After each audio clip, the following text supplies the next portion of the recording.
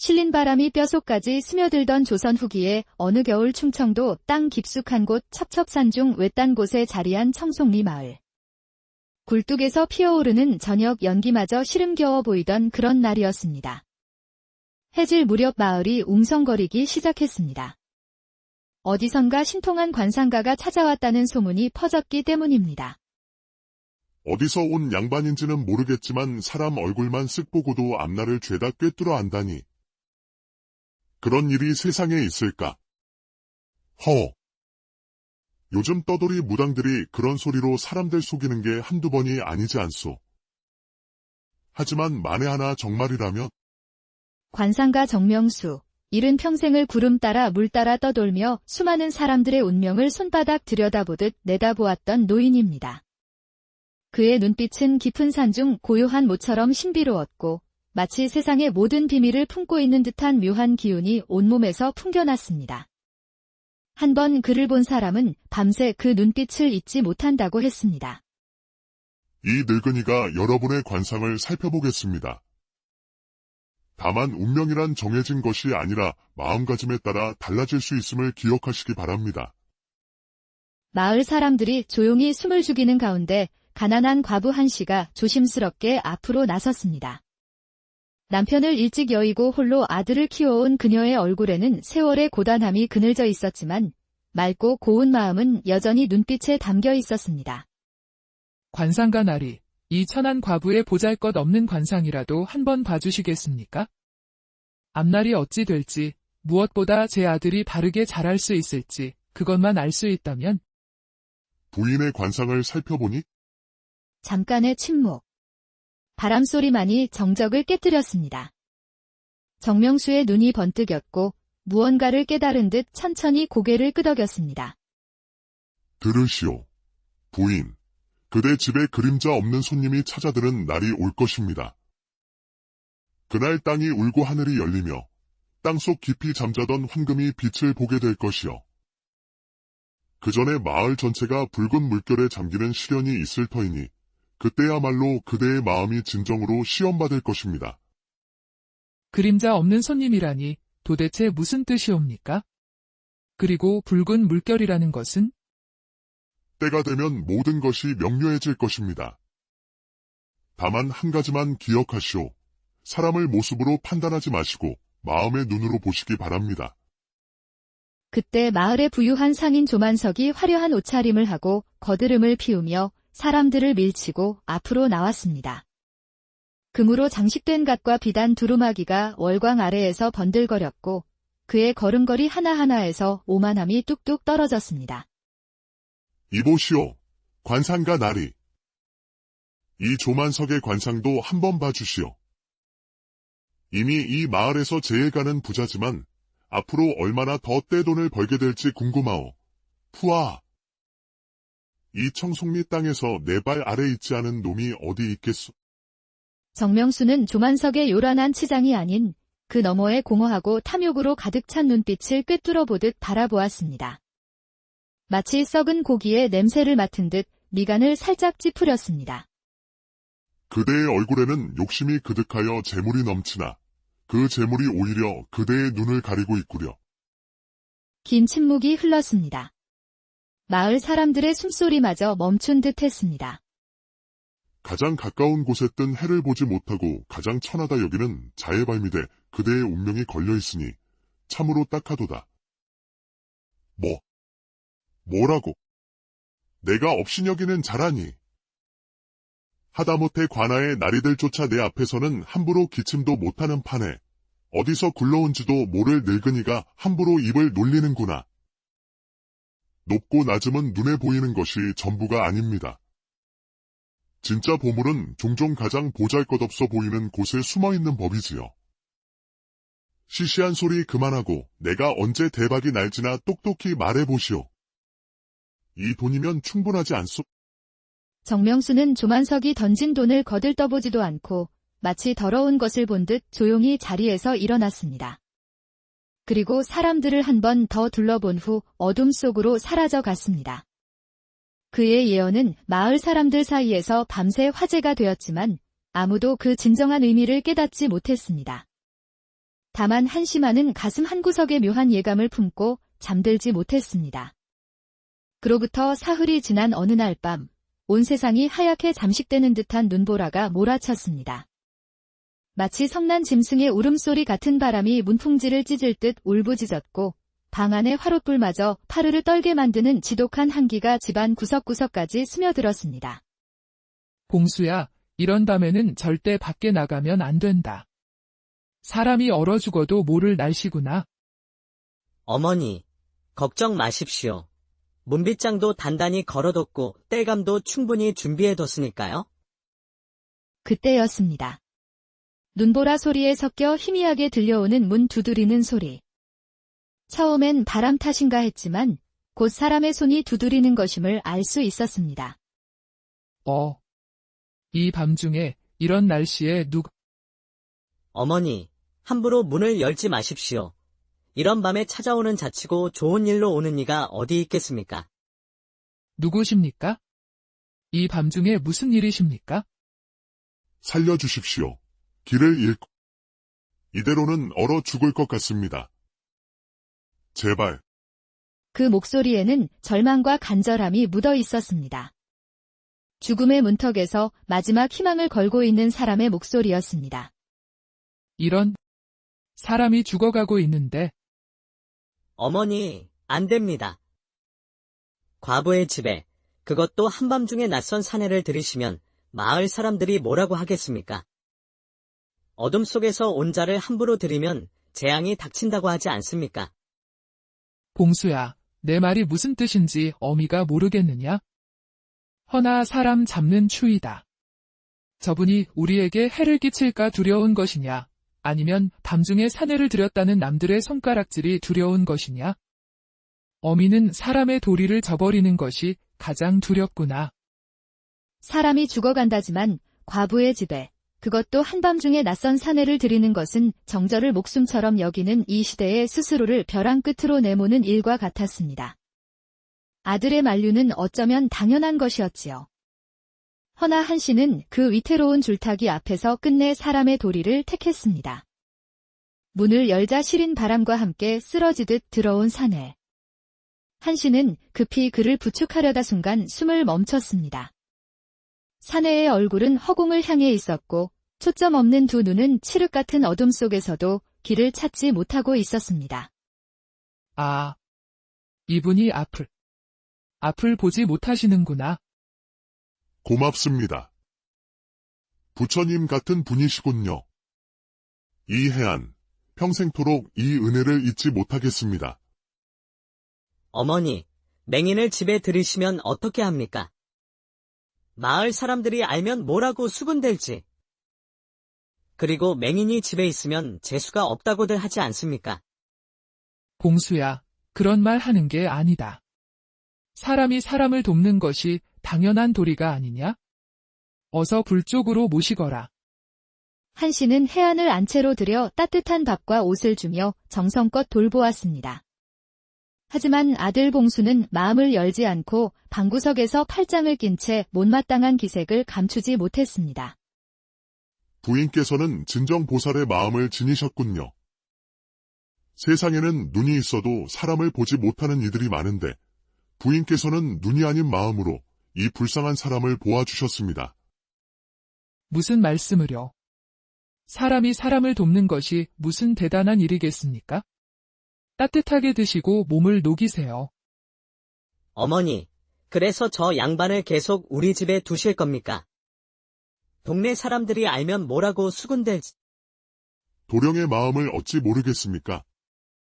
보이지 않는 자는 불길하고 없는 사람 취급하는 것이 세상의 이치. 그것은 도령의 탓이 아닙니다. 그저 이 늙은이의 운명이지요.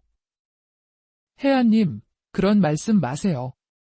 운명이라니 사람은 누구나 하늘 아래 똑같은 자식입니다. 그런 뜻으로 한 말이 아닙니다만. 며칠이 지나자 해안의 남다른 점들이 하나씩 드러나기 시작했습니다. 그는 비록 눈을 보지 못했지만 다른 감각들이 놀라울 정도로 예민했습니다. 특히 후각은 마치 산중의 짐승처럼 발달되어 있어서 냄새만으로도 많은 것들을 분별해낼 수 있었습니다.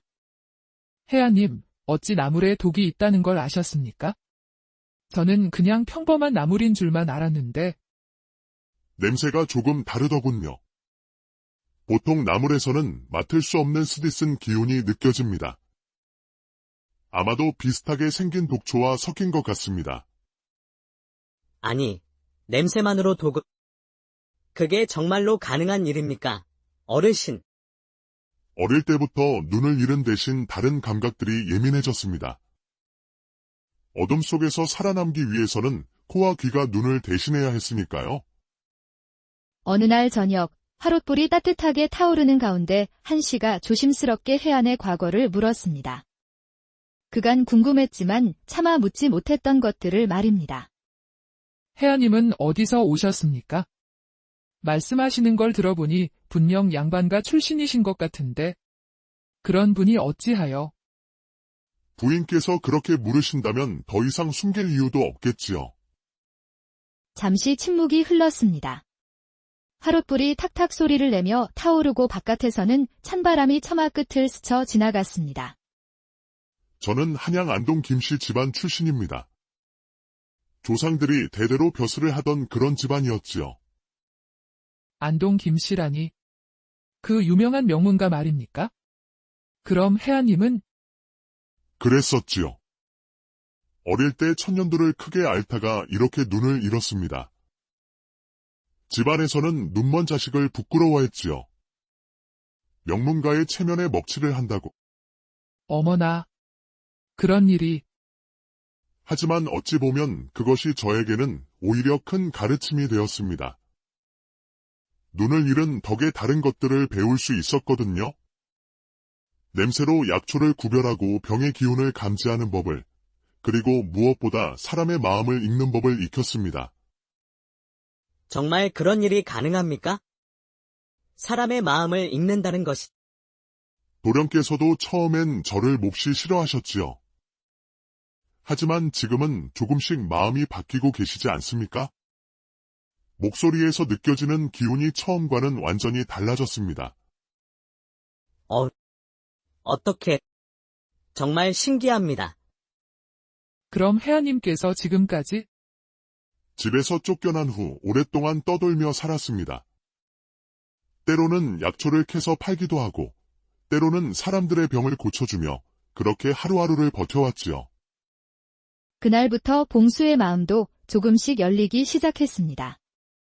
혜안의 깊은 지혜와 따뜻한 인품, 그리고 신비로운 능력들을 알아가면서 처음의 편견은 서서히 존경심으로 바뀌어 갔습니다. 혜안이 온 지 한 달쯤 되었을 때 마을에 무서운 일이 일어났습니다. 어느 날 아침부터 갑자기 마을 사람들이 하나둘씩 원인 모를 열병에 쓰러지기 시작한 것입니다. 처음엔 한두 명이었지만 해가 지날수록 환자는 늘어만 갔습니다. 왜 몸이 불덩이 같아? 이게 무슨 병이란 말이요? 이상하다. 이런 병은 처음 보는구만. 열만 나는 게 아니라 온몸이 쑤시고. 우리 집 영감도 아침부터 일어나지 못하고 있어요. 물만 마셔도 토하고. 소문을 들은 한씨가 급히 혜안에게 달려왔습니다. 혜안님, 큰일 났습니다. 마을에 이상한 병이 돌고 있어요. 벌써 10명도 넘게 알아누웠는데 아무도 원인을 모르겠다고 해요. 그렇다면 환자들을 직접 만나볼 수 있을까요? 혹시나 해서 말입니다. 혜안님께서 보시겠다고요? 하지만 의원도 아니신데. 의원은 아니지만 냄새를 통해 무언가 알 수 있을지도 모릅니다. 혜안이 환자들이 누워있는 집들을 하나하나 돌며 그들 곁에 다가갔습니다. 그리고 코를 가까이 대고 깊이 냄새를 맡아보았습니다. 처음 두세 집을 돌았을 때는 별다른 반응이 없었지만 네 번째 집에서 혜안의 표정이 급변했습니다. 이건 이상합니다. 뭐가 이상하다는 겁니까? 이건 병이 아닙니다. 독초에 중독된 겁니다. 독초라고요? 그런데 어떻게 마을 사람들이 모두 한꺼번에... 우물을 조사해 봐야 합니다. 환자들에게서 모두 같은 독초 냄새가 납니다. 마을 사람들이 반신반의하며 해안을 따라 마을 우물로 향했습니다. 해안은 우물가에 무릎을 꿇고 우물 근처에서 자라는 풀들을 하나하나 코에 가져다 대며 냄새를 맡아보았습니다. 여기입니다. 바로 이 풀이 독초입니다. 사람들이 모두 해안이 가리킨 풀을 내려다보았습니다. 언뜻 보기에는 평범한 들풀 같았지만 해안은 계속해서 설명했습니다. 며칠 전에 내린 큰 비에 이 독초의 즙이 씻겨 내려가 우물로 스며든 것 같습니다. 모두들 이 물을 마시고. 정말입니까? 그런데 어떻게 치료를? 해독할 수 있는 약초가 있습니다. 뒷산에서 구해와 다려드리겠습니다. 다만 시간이 많지 않으니 서둘러야 합니다. 해안은 봉수의 안내를 받아 뒷산으로 올라가 여러 약초들을 캐왔습니다.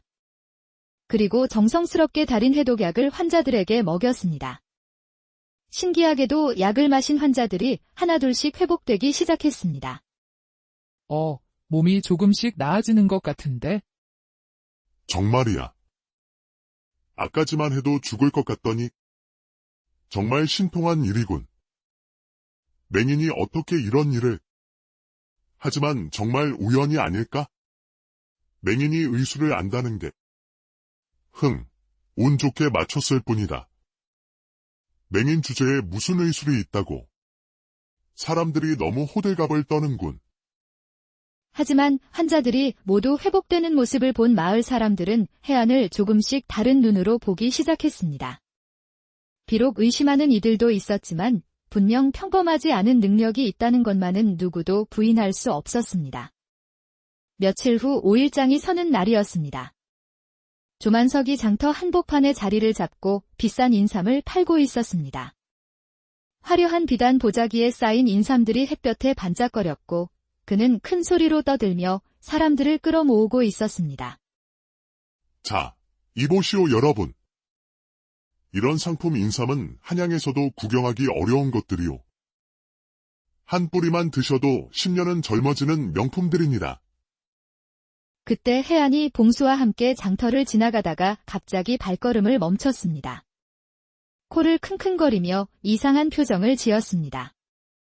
잠깐, 이상한 냄새가. 무슨 냄새 말입니까? 해안님. 저쪽에서 인삼 냄새가 나는데 뭔가 이상합니다. 해안이 조만석의 가게로 다가가자 조만석은 그를 보고 코웃음을 쳤습니다. 오, 이게 누구야? 맹인 신이가 아닌가? 뭐하러 여기까지 왔나? 인삼이나 구경하러. 죄송하지만 그 인삼에서 도라지 냄새가 납니다. 장터가 순간 조용해졌습니다. 사람들이 하나둘씩 몰려들기 시작했습니다. 뭐라고? 이게 최고급 인삼인데 도라지라고. 맹인이 제정신이냐?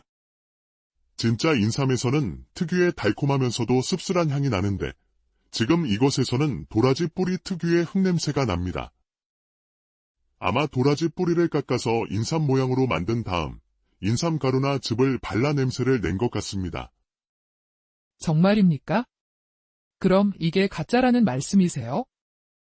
이 사기꾼 맹인이 내 상품에 트집을 잡다니. 누가 맹인 말을 믿겠어. 여러분, 속지 마십시오. 그때 마침 지나가던 다른 마을의 의원이 소란을 듣고 다가왔습니다. 그는 인삼을 자세히 살펴보더니 혀를 차며 고개를 저었습니다. 아니, 이건 정말 가짜 인삼이군요. 어떻게 아셨습니까? 이렇게 정교하게 만든 것을 냄새만으로 알아내시다니? 냄새가 확실히 다릅니다. 진짜와 가짜는 속일 수 없는 법이지요. 장터의 분위기가 순식간에 바뀌었습니다. 사람들의 수군거림이 비수처럼 날아와 조만석에게 꽂혔고 천하의 조만석도 얼굴이 새하얗게 질려 손사래를 치기 시작했습니다. 아니, 이건 내가 속은 것이오.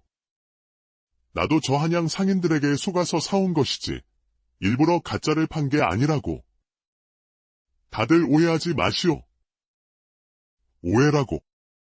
우리를 속이려 했구만. 이런 사기꾼. 내 돈 돌려줘. 조만석은 사람들의 야유와 비난을 받으며 황급히 물건을 챙겨 자리를 떴습니다. 그날부터 해안에 대한 조만석의 질투와 증오는 뼛속 깊이 자리 잡게 되었습니다. 한편 마을 사람들은 해안의 놀라운 능력에 다시 한번 감탄했습니다. 어느 따뜻한 봄날이었습니다. 마을 부잣집 김진사의 5살 된 아들 도희가 뒷산에 나물 캐러 간 할머니를 따라갔다가 길을 잃고 사라졌습니다. 해가 다 저물도록 아이는 나타나지 않았고 온 마을 사람들이 횃불을 들고 밤새 산을 뒤졌지만 아무런 소식이 없었습니다. 내 아이를 찾아주세요. 이 밤의 산에서 혼자 들짐승이라도 만나면 어떻게 해요? 벌써 하루가 지났는데 이 추위에 아이가 얼마나 무섭고 춥겠는가. 산이 너무 깊어서 어디서부터 찾아야 할지. 이렇게 넓은 산에서 5살 아이를. 소식을 들은 해안이 한씨와 봉수와 함께 김진사의 집으로 찾아왔습니다. 진사님, 실례지만 아이의 옷가지를 가져다 주실 수 있습니까? 옷가지를요? 그게 무슨... 혹시 찾아주실 수 있나요? 아이를 정말 찾아주실 수 있나요? 확신할 수는 없지만 냄새를 통해 아이가 간 방향을 알 수 있을지도 모릅니다. 도희 어머니가 급히 아이가 평소 입던 저고리를 가져왔습니다. 해안은 그 옷을 받아들고 깊이 냄새를 맡았습니다.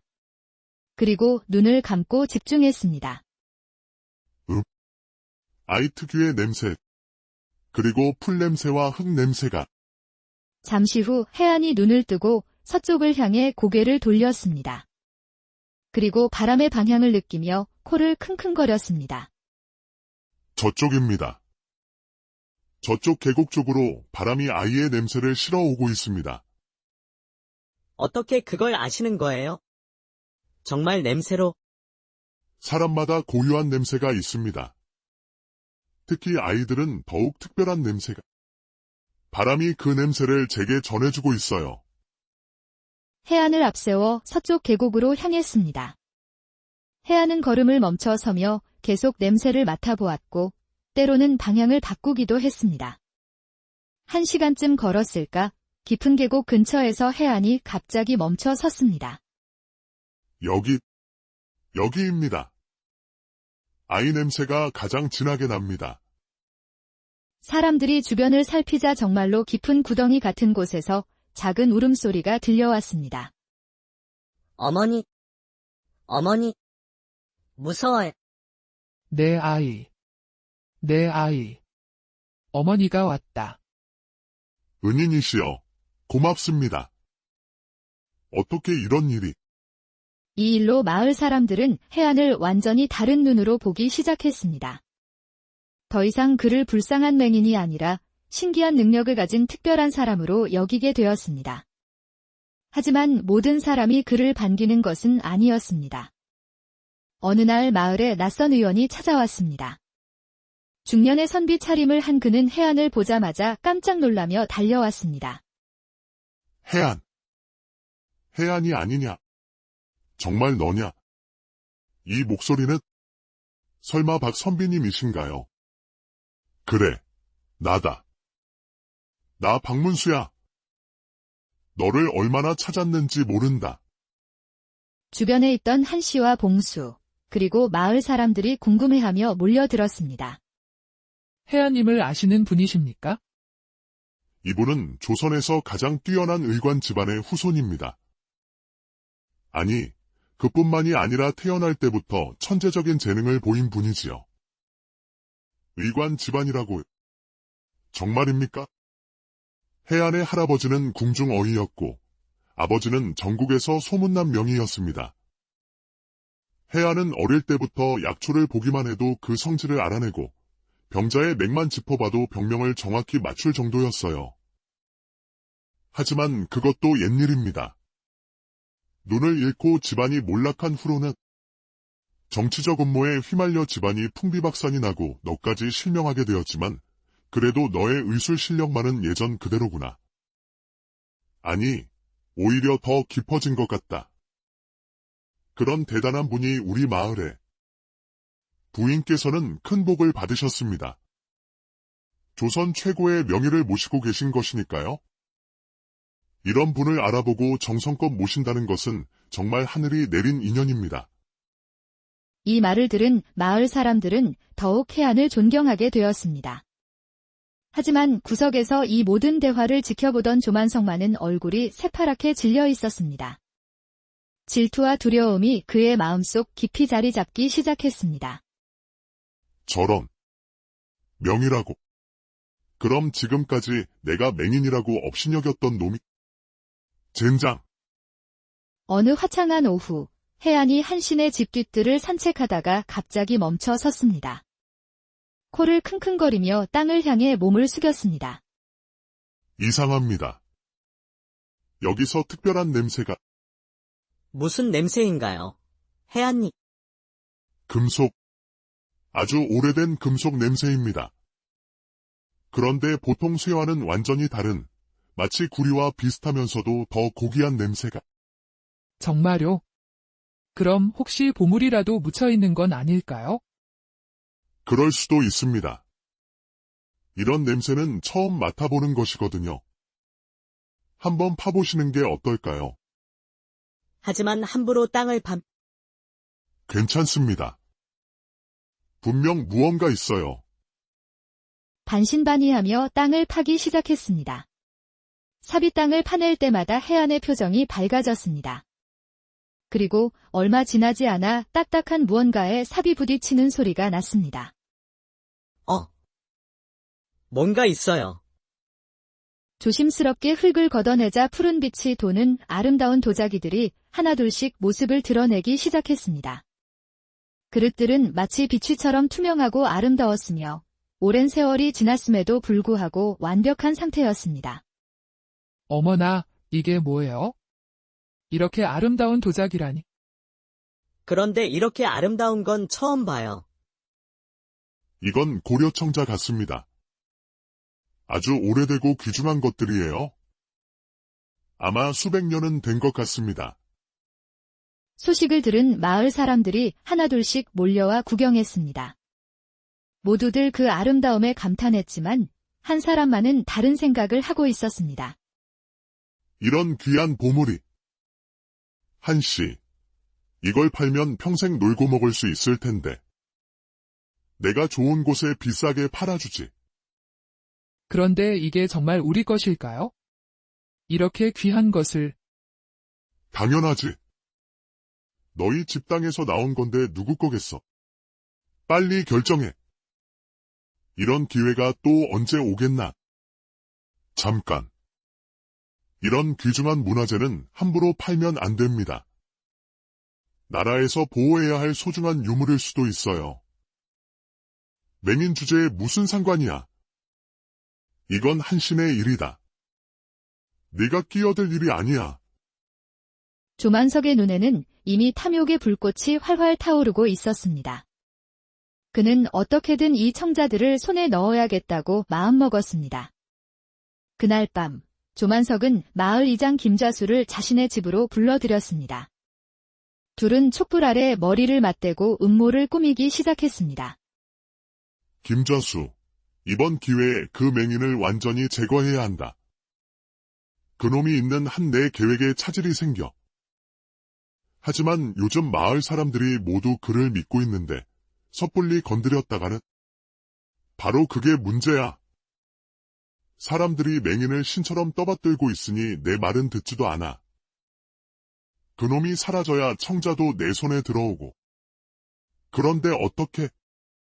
그놈이 역적의 후손이라고 관아에 고발하는 거야. 그리고 한씨도 역적을 숨겨준 죄로 함께 잡아넣고. 그러면 청자는 자연스럽게 내가. 그건 너무 심하지 않소? 무고한 사람들을. 자네도 나와 한편이 되어 단물을 빨 것이냐, 아니면 같이 망할 것이냐. 선택해. 며칠 후, 관아의 포졸들이 칼을 차고 말을 타고 마을로 들이닥쳤습니다. 마을 사람들은 무슨 일인가 싶어 웅성거렸습니다. 관아의 명령이다. 역적의 후손 해안과 그를 숨겨준 한씨를 체포한다. 역적이라니? 무슨 말씀이신지. 혜안님이 무슨 잘못을? 저는 역적이 아닙니다. 이는 분명 누군가의 모함입니다. 그런 변명은 관아에 가서 하거라. 어서 순순히 따라와. 한씨가 먼저 끌려가자 마을이 발칵 뒤집혔습니다. 봉수도 역적과 한패라는 누명을 쓰고 잡혀갈 위기에 처했습니다. 어머니! 어머니! 혜안님, 이게 무슨 일입니까? 혹시 정말 역적인 건 아닐까?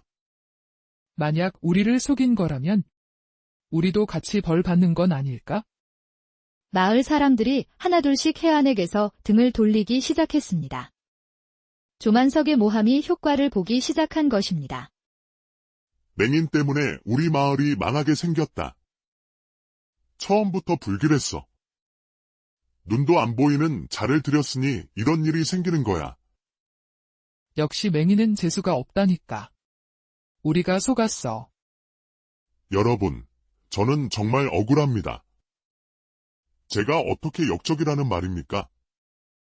여러분을 도왔던 일들을 생각해 주십시오. 하지만 아무도 혜안의 말을 들으려 하지 않았습니다. 오히려 돌멩이를 던지는 사람들까지 나타났습니다. 추운 겨울밤, 혜안은 홀로 마을 밖으로 쫓겨나 눈보라 속에서 얼어 죽을 뻔했습니다. 결국 이런 운명인가? 사람들을 도왔건만 끝내는 이렇게.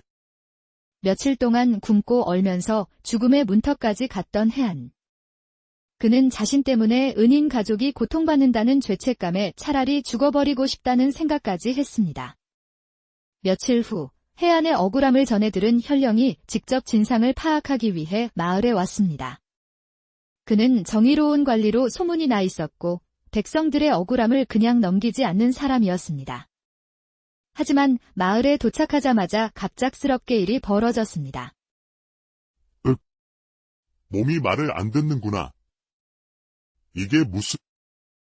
현령님, 어디가 아프십니까? 이상합니다. 맥이 너무 빨라지고 독에 중독된 것 같은데 어떤 독인지 알 수가 없습니다. 어서 치료를 해주십시오. 현령님이 위험합니다. 독의 정체를 모르겠습니다. 이대로는 시간이 얼마 남지 않았습니다. 마을 사람들이 공포에 떨기 시작했습니다. 현령마저 죽으면 마을 전체가 역적 마을로 몰릴 것이 뻔했기 때문입니다. 현령님마저 죽으시면 우리 마을은 역적 마을. 모두 죽는다. 우리 모두 죽어. 잘됐군. 이제 아무도 내 계획을 방해할 수 없어. 그때 거의 죽어가는 상태로 비틀거리며 혜안이 나타났습니다. 며칠간 굶고 얼어서 뼈만 남은 모습이었지만 현령의 신음소리를 듣고는 마지막 힘을 다해 기어 나왔습니다. 현령님을 제가 살려보겠습니다. 역적놈이 감히 현령님께 가까이 오지 마라. 제발 한 번만 기회를 주십시오. 냄새를 맡아보면 독의 정체를 알 수 있습니다. 정말입니다. 맹인이 무슨 의수를... 우리도 모르는 독을 어떻게... 혹시 현령님을 죽이려는 흉계가 아닌가? 그러게 말이오. 역적이 현령을 독살하려 한다. 속지 마시오. 아닙니다. 저를 믿고 도우러 오신 현령님을 제가 어떻게 해치겠습니까? 저도 목숨을 걸겠습니다. 하지만 실패하면 어떻게?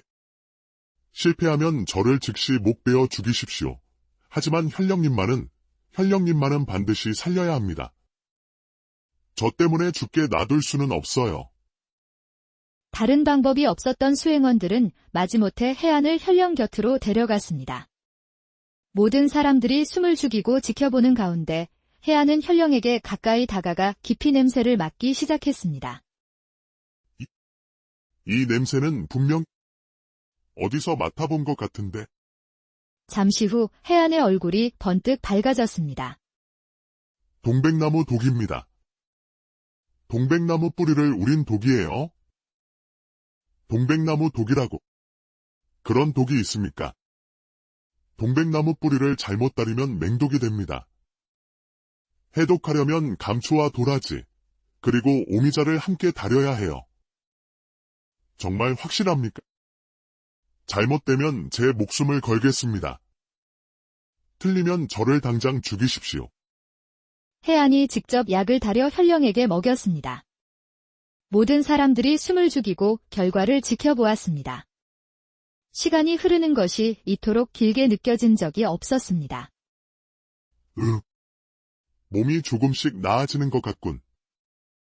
현령님, 정말 회복되고 계십니다. 그대가 나를 살린 것이냐? 다행히 독을 제때 알아볼 수 있었습니다.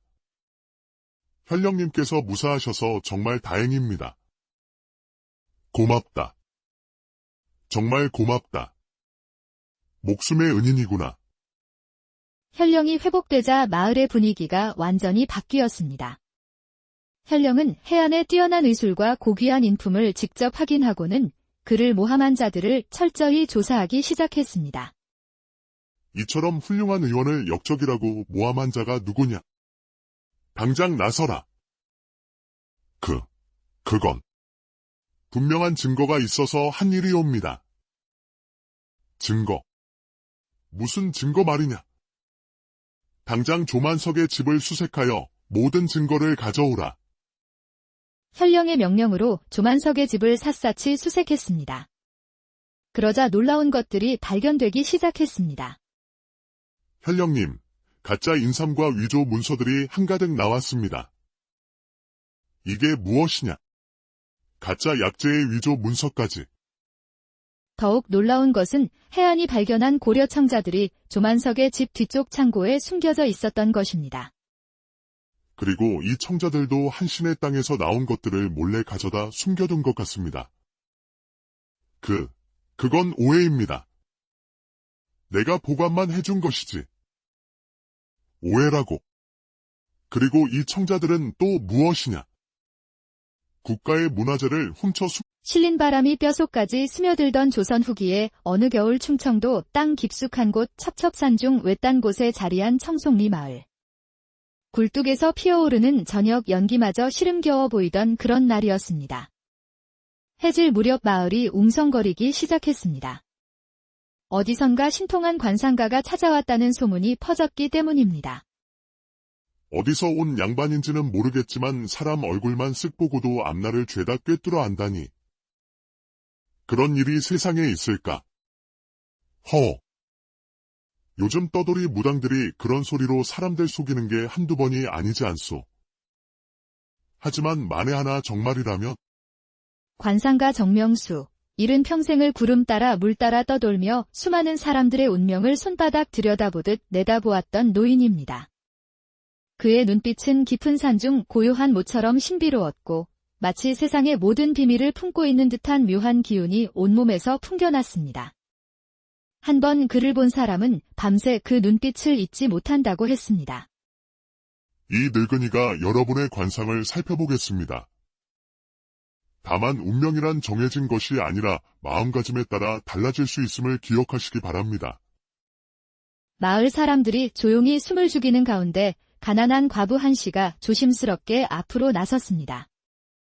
남편을 일찍 여의고 홀로 아들을 키워온 그녀의 얼굴에는 세월의 고단함이 그늘져 있었지만 맑고 고운 마음은 여전히 눈빛에 담겨 있었습니다. 관상가 나리, 이 천한 과부의 보잘것없는 관상이라도 한번 봐주시겠습니까? 앞날이 어찌 될지, 무엇보다 제 아들이 바르게 자랄 수 있을지, 그것만 알 수 있다면. 부인의 관상을 살펴보니? 잠깐의 침묵. 바람소리만이 정적을 깨뜨렸습니다. 정명수의 눈이 번뜩였고 무언가를 깨달은 듯 천천히 고개를 끄덕였습니다. 들으시오. 부인, 그대 집에 그림자 없는 손님이 찾아드는 날이 올 것입니다.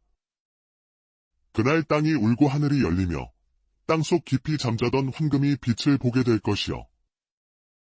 그 전에 마을 전체가 붉은 물결에 잠기는 시련이 있을 터이니 그때야말로 그대의 마음이 진정으로 시험받을 것입니다. 그림자 없는 손님이라니 도대체 무슨 뜻이옵니까? 그리고 붉은 물결이라는 것은? 때가 되면 모든 것이 명료해질 것입니다. 다만 한 가지만 기억하시오. 사람을 모습으로 판단하지 마시고 마음의 눈으로 보시기 바랍니다. 그때 마을의 부유한 상인 조만석이 화려한 옷차림을 하고 거드름을 피우며 사람들을 밀치고 앞으로 나왔습니다. 금으로 장식된 갓과 비단 두루마기가 월광 아래에서 번들거렸고 그의 걸음걸이 하나하나에서 오만함이 뚝뚝 떨어졌습니다. 이보시오, 관상가 나리. 이 조만석의 관상도 한번 봐주시오. 이미 이 마을에서 제일 가는 부자지만 앞으로 얼마나 더 떼돈을 벌게 될지 궁금하오. 푸아. 이 청송리 땅에서 내 발 아래 있지 않은 놈이 어디 있겠소? 정명수는 조만석의 요란한 치장이 아닌 그 너머의 공허하고 탐욕으로 가득 찬 눈빛을 꿰뚫어 보듯 바라보았습니다. 마치 썩은 고기의 냄새를 맡은 듯 미간을 살짝 찌푸렸습니다. 그대의 얼굴에는 욕심이 그득하여 재물이 넘치나 그 재물이 오히려 그대의 눈을 가리고 있구려. 긴 침묵이 흘렀습니다. 마을 사람들의 숨소리마저 멈춘 듯 했습니다. 가장 가까운 곳에 뜬 해를 보지 못하고 가장 천하다 여기는 자의 발밑에 그대의 운명이 걸려있으니 참으로 딱하도다. 뭐라고? 내가 업신여기는 자라니. 하다못해 관아의 나리들조차 내 앞에서는 함부로 기침도 못하는 판에 어디서 굴러온지도 모를 늙은이가 함부로 입을 놀리는구나. 높고 낮음은 눈에 보이는 것이 전부가 아닙니다. 진짜 보물은 종종 가장 보잘것없어 보이는 곳에 숨어있는 법이지요. 시시한 소리 그만하고 내가 언제 대박이 날지나 똑똑히 말해보시오. 이 돈이면 충분하지 않소? 정명수는 조만석이 던진 돈을 거들떠보지도 않고 마치 더러운 것을 본 듯 조용히 자리에서 일어났습니다. 그리고 사람들을 한 번 더 둘러본 후 어둠 속으로 사라져 갔습니다. 그의 예언은 마을 사람들 사이에서 밤새 화제가 되었지만 아무도 그 진정한 의미를 깨닫지 못했습니다. 다만 한심하는 가슴 한구석에 묘한 예감을 품고 잠들지 못했습니다. 그로부터 사흘이 지난 어느 날 밤, 온 세상이 하얗게 잠식되는 듯한 눈보라가 몰아쳤습니다. 마치 성난 짐승의 울음소리 같은 바람이 문풍지를 찢을 듯 울부짖었고 방 안의 화롯불마저 파르르 떨게 만드는 지독한 한기가 집안 구석구석까지 스며들었습니다. 봉수야, 이런 밤에는 절대 밖에 나가면 안 된다. 사람이 얼어 죽어도 모를 날씨구나. 어머니, 걱정 마십시오. 문빗장도 단단히 걸어뒀고 땔감도 충분히 준비해뒀으니까요. 그때였습니다. 눈보라 소리에 섞여 희미하게 들려오는 문 두드리는 소리. 처음엔 바람 탓인가 했지만 곧 사람의 손이 두드리는 것임을 알 수 있었습니다. 이 밤중에 이런 날씨에 어머니, 함부로 문을 열지 마십시오. 이런 밤에 찾아오는 자치고 좋은 일로 오는 이가 어디 있겠습니까? 누구십니까? 이 밤중에 무슨 일이십니까? 살려주십시오. 길을 잃고 이대로는 얼어 죽을 것 같습니다. 제발. 그 목소리에는 절망과 간절함이 묻어 있었습니다. 죽음의 문턱에서 마지막 희망을 걸고 있는 사람의 목소리였습니다. 이런 사람이 죽어가고 있는데. 어머니, 안 됩니다. 과부의 집에, 그것도 한밤중에 낯선 사내를 들이시면 마을 사람들이 뭐라고 하겠습니까? 어둠 속에서 온 자를 함부로 들이면 재앙이 닥친다고 하지 않습니까? 봉수야, 내 말이 무슨 뜻인지 어미가 모르겠느냐? 허나 사람 잡는 추위다. 저분이 우리에게 해를 끼칠까 두려운 것이냐? 아니면 밤중에 사내를 들였다는 남들의 손가락질이 두려운 것이냐? 어미는 사람의 도리를 저버리는 것이 가장 두렵구나. 사람이 죽어간다지만 과부의 집에, 그것도 한밤중에 낯선 사내를 들이는 것은 정절을 목숨처럼 여기는 이 시대의 스스로를 벼랑 끝으로 내모는 일과 같았습니다. 아들의 만류는 어쩌면 당연한 것이었지요. 허나 한 씨는 그 위태로운 줄타기 앞에서 끝내 사람의 도리를 택했습니다. 문을 열자 시린 바람과 함께 쓰러지듯 들어온 사내. 한씨는 급히 그를 부축하려다 순간 숨을 멈췄습니다. 사내의 얼굴은 허공을 향해 있었고 초점 없는 두 눈은 칠흑 같은 어둠 속에서도 길을 찾지 못하고 있었습니다. 아, 이분이 앞을 보지 못하시는구나. 고맙습니다. 부처님 같은 분이시군요. 이해안, 평생토록 이 은혜를 잊지 못하겠습니다. 어머니, 맹인을 집에 들이시면 어떻게 합니까? 마을 사람들이 알면 뭐라고 수군댈지. 그리고 맹인이 집에 있으면 재수가 없다고들 하지 않습니까? 봉수야, 그런 말 하는 게 아니다. 사람이 사람을 돕는 것이 당연한 도리가 아니냐? 어서 불 쪽으로 모시거라. 한씨는 해안을 안채로 들여 따뜻한 밥과 옷을 주며 정성껏 돌보았습니다. 하지만 아들 봉수는 마음을 열지 않고 방구석에서 팔짱을 낀 채 못마땅한 기색을 감추지 못했습니다. 부인께서는 진정보살의 마음을 지니셨군요. 세상에는 눈이 있어도 사람을 보지 못하는 이들이 많은데 부인께서는 눈이 아닌 마음으로 이 불쌍한 사람을 보아주셨습니다. 무슨 말씀을요? 사람이 사람을 돕는 것이 무슨 대단한 일이겠습니까? 따뜻하게 드시고 몸을 녹이세요. 어머니, 그래서 저 양반을 계속 우리 집에 두실 겁니까? 동네 사람들이 알면 뭐라고 수군댈지. 도령의 마음을 어찌 모르겠습니까? 보이지 않는 자는 불길하고 없는 사람 취급하는 것이 세상의 이치. 그것은 도령의 탓이 아닙니다. 그저 이 늙은이의 운명이지요. 혜안님, 그런 말씀 마세요. 운명이라니 사람은 누구나 하늘 아래 똑같은 자식입니다. 그런 뜻으로 한 말이 아닙니다만. 며칠이 지나자 해안의 남다른 점들이 하나씩 드러나기 시작했습니다. 그는 비록 눈을 보지 못했지만 다른 감각들이 놀라울 정도로 예민했습니다. 특히 후각은 마치 산중의 짐승처럼 발달되어 있어서 냄새만으로도 많은 것들을 분별해낼 수 있었습니다. 혜안님, 어찌 나물에 독이 있다는 걸 아셨습니까? 저는 그냥 평범한 나물인 줄만 알았는데. 냄새가 조금 다르더군요. 보통 나물에서는 맡을 수 없는 쓰디쓴 기운이 느껴집니다. 아마도 비슷하게 생긴 독초와 섞인 것 같습니다. 아니, 냄새만으로 그게 정말로 가능한 일입니까? 어르신. 어릴 때부터 눈을 잃은 대신 다른 감각들이 예민해졌습니다. 어둠 속에서 살아남기 위해서는 코와 귀가 눈을 대신해야 했으니까요. 어느 날 저녁, 화롯불이 따뜻하게 타오르는 가운데 한씨가 조심스럽게 해안의 과거를 물었습니다. 그간 궁금했지만 차마 묻지 못했던 것들을 말입니다. 혜안님은 어디서 오셨습니까? 말씀하시는 걸 들어보니 분명 양반가 출신이신 것 같은데 그런 분이 어찌하여? 부인께서 그렇게 물으신다면 더 이상 숨길 이유도 없겠지요. 잠시 침묵이 흘렀습니다. 화롯불이 탁탁 소리를 내며 타오르고 바깥에서는 찬바람이 처마 끝을 스쳐 지나갔습니다. 저는 한양 안동 김씨 집안 출신입니다. 조상들이 대대로 벼슬을 하던 그런 집안이었지요. 안동 김씨라니. 그 유명한 명문가 말입니까? 그럼 혜안님은? 그랬었지요.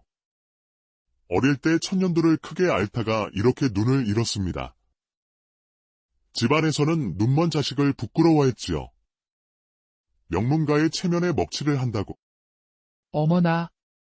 그런 일이. 하지만 어찌 보면 그것이 저에게는 오히려 큰 가르침이 되었습니다.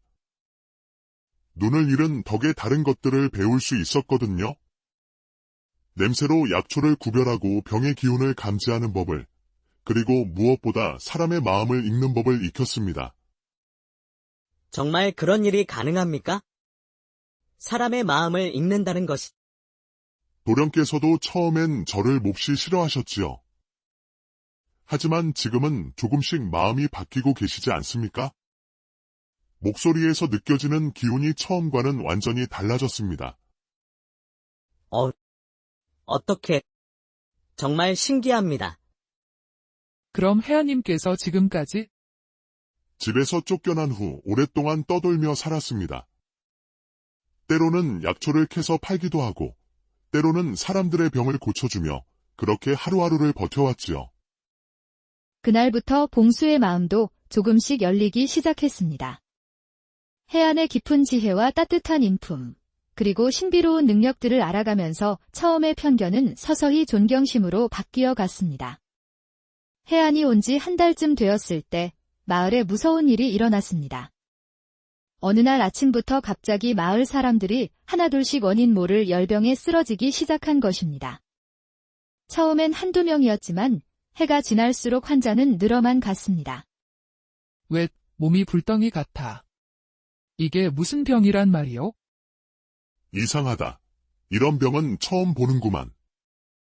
열만 나는 게 아니라 온몸이 쑤시고, 우리 집 영감도 아침부터 일어나지 못하고 있어요. 물만 마셔도 토하고. 소문을 들은 한씨가 급히 해안에게 달려왔습니다. 혜아님, 큰일 났습니다. 마을에 이상한 병이 돌고 있어요. 벌써 10명도 넘게 알아누웠는데 아무도 원인을 모르겠다고 해요. 그렇다면 환자들을 직접 만나볼 수 있을까요? 혹시나 해서 말입니다. 혜안님께서 보시겠다고요? 하지만 의원도 아니신데. 의원은 아니지만 냄새를 통해 무언가 알 수 있을지도 모릅니다. 해안이 환자들이 누워있는 집들을 하나하나 돌며 그들 곁에 다가갔습니다. 그리고 코를 가까이 대고 깊이 냄새를 맡아보았습니다. 처음 두세 집을 돌았을 때는 별다른 반응이 없었지만 네 번째 집에서 해안의 표정이 급변했습니다. 이건 이상합니다. 뭐가 이상하다는 겁니까? 이건 병이 아닙니다. 독초에 중독된 겁니다. 독초라고요?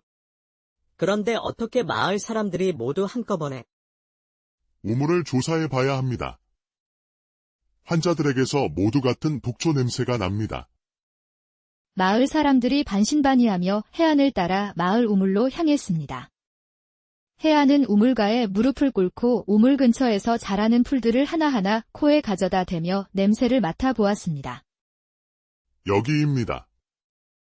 바로 이 풀이 독초입니다. 사람들이 모두 해안이 가리킨 풀을 내려다보았습니다. 언뜻 보기에는 평범한 들풀 같았지만 해안은 계속해서 설명했습니다. 며칠 전에 내린 큰 비에 이 독초의 즙이 씻겨 내려가 우물로 스며든 것 같습니다. 모두들 이 물을 마시고. 정말입니까? 그런데 어떻게 치료를? 해독할 수 있는 약초가 있습니다. 뒷산에서 구해와 다려드리겠습니다. 다만 시간이 많지 않으니 서둘러야 합니다. 해안은 봉수의 안내를 받아 뒷산으로 올라가 여러 약초들을 캐왔습니다. 그리고 정성스럽게 달인 해독약을 환자들에게 먹였습니다. 신기하게도 약을 마신 환자들이 하나둘씩 회복되기 시작했습니다. 몸이 조금씩 나아지는 것 같은데? 정말이야. 아까지만 해도 죽을 것 같더니 정말 신통한 일이군. 맹인이 어떻게 이런 일을... 하지만 정말 우연이 아닐까? 맹인이 의술을 안다는 게 운 좋게 맞췄을 뿐이다. 맹인 주제에 무슨 의술이 있다고. 사람들이 너무 호들갑을 떠는군. 하지만 환자들이 모두 회복되는 모습을 본 마을 사람들은 해안을 조금씩 다른 눈으로 보기 시작했습니다. 비록 의심하는 이들도 있었지만 분명 평범하지 않은 능력이 있다는 것만은 누구도 부인할 수 없었습니다. 며칠 후 5일장이 서는 날이었습니다. 조만석이 장터 한복판에 자리를 잡고 비싼 인삼을 팔고 있었습니다. 화려한 비단 보자기에 쌓인 인삼들이 햇볕에 반짝거렸고 그는 큰 소리로 떠들며 사람들을 끌어모으고 있었습니다. 자, 이보시오 여러분. 이런 상품 인삼은 한양에서도 구경하기 어려운 것들이오. 한 뿌리만 드셔도 10년은 젊어지는 명품들입니다. 그때 해안이 봉수와 함께 장터를 지나가다가 갑자기 발걸음을 멈췄습니다. 코를 킁킁거리며 이상한 표정을 지었습니다. 잠깐, 이상한 냄새가. 무슨 냄새 말입니까? 혜안님. 저쪽에서 인삼 냄새가 나는데 뭔가 이상합니다. 혜안이 조만석의 가게로 다가가자 조만석은 그를 보고 코웃음을 쳤습니다. 오, 이게 누구야? 맹인 신이가 아닌가? 뭐하러 여기까지 왔나? 인삼이나 구경하러. 죄송하지만 그 인삼에서 도라지 냄새가 납니다. 장터가 순간 조용해졌습니다. 사람들이 하나둘씩 몰려들기 시작했습니다. 뭐라고? 이게 최고급 인삼인데 도라지라고. 맹인이 제정신이냐? 진짜 인삼에서는 특유의 달콤하면서도 씁쓸한 향이 나는데 지금 이것에서는 도라지 뿌리 특유의 흙냄새가 납니다. 아마 도라지 뿌리를 깎아서 인삼 모양으로 만든 다음 인삼 가루나 즙을 발라 냄새를 낸 것 같습니다. 정말입니까? 그럼 이게 가짜라는 말씀이세요? 이 사기꾼 맹인이 내 상품에 트집을 잡다니. 누가 맹인 말을 믿겠어? 여러분, 속지 마십시오. 그때 마침 지나가던 다른 마을의 의원이 소란을 듣고 다가왔습니다. 그는 인삼을 자세히 살펴보더니 혀를 차며 고개를 저었습니다. 아니, 이건 정말 가짜 인삼이군요. 어떻게 아셨습니까? 이렇게 정교하게 만든 것을 냄새만으로 알아내시다니? 냄새가 확실히 다릅니다. 진짜와 가짜는 속일 수 없는 법이지요. 장터의 분위기가 순식간에 바뀌었습니다. 사람들의 수군거림이 비수처럼 날아와 조만석에게 꽂혔고 천하의 조만석도 얼굴이 새하얗게 질려 손사래를 치기 시작했습니다. 아니, 이건 내가 속은 것이오. 나도 저 한양 상인들에게 속아서 사온 것이지. 일부러 가짜를 판 게 아니라고. 다들 오해하지 마시오. 오해라고. 우리를 속이려 했구만. 이런 사기꾼. 내 돈 돌려줘. 조만석은 사람들의 야유와 비난을 받으며 황급히 물건을 챙겨 자리를 떴습니다. 그날부터 혜안에 대한 조만석의 질투와 증오는 뼛속 깊이 자리 잡게 되었습니다. 한편 마을 사람들은 혜안의 놀라운 능력에 다시 한번 감탄했습니다. 어느 따뜻한 봄날이었습니다. 마을 부잣집 김진사의 5살 된 아들 도희가 뒷산에 나물 캐러 간 할머니를 따라갔다가 길을 잃고 사라졌습니다.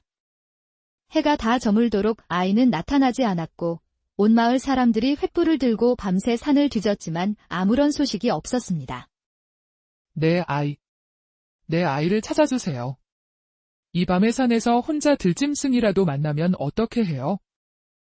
벌써 하루가 지났는데 이 추위에 아이가 얼마나 무섭고 춥겠는가. 산이 너무 깊어서 어디서부터 찾아야 할지.